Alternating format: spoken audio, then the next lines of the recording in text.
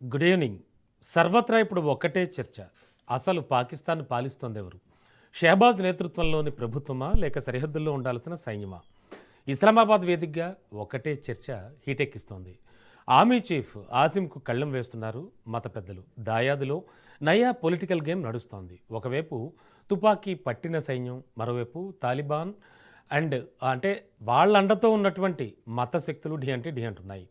ఒకవైపు దేశాన్ని కాపాడే సైన్యం, మరోవైపు ఓట్లతో వచ్చే రాజకీయ నాయకత్వం, ఇంకోవైపు మత ప్రభావంతో ఎదిగిన శక్తులు ఆందోళన కలిగిస్తున్నాయి. పవర్ ఫైట్పై ఇవాల్టి స్పెషల్ డిబేట్ చూద్దాం. పాక్ ఆర్మీ చీఫ్ మునీర్కు డైరెక్ట్ వార్నింగ్ ఇచ్చారు మత పెద్ద మౌలానా ఫజూర్ రెహమాన్. రాజకీయాలు చేయాలి అనుకుంటే ఆ యూనిఫామ్ తీసేయండి, ధైర్యం ఉంటే ఎన్నికల బరిలోకి రండి, ప్రజల తీర్పును ఎదుర్కోండి అంటూ ఓ ఛాలెంజ్ చేశారు. ఇంతకీ ఎవరి మౌలానా ఫజలుర్ రెహమాన్?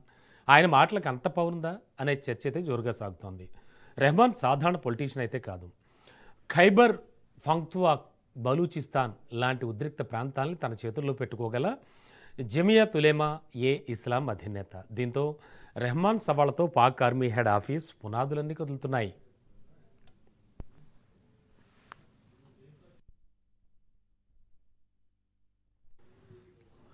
కాబూల్ నేలతోన్న తాలిబాన్ టాప్ లీడర్లంతా ఒకప్పుడు మౌలానా నడిపిన మదర్సాల్లో చదువుకున్న వాళ్లే.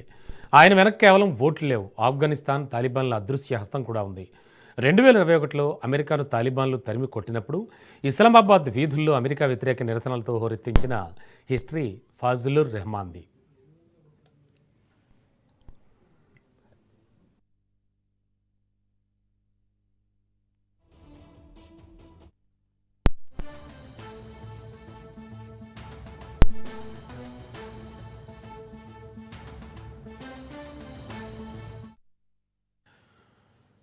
ఇక కొద్ది రోజులుగా ఇస్లామాబాద్ కాబూల్ సంబంధాలు ఉద్రిక్తంగా ఉన్నాయి. అయినప్పటికీ ఫజలూర్ మాత్రం చర్చల ద్వారానే పరిష్కారం కావాలని చెబుతున్నారు.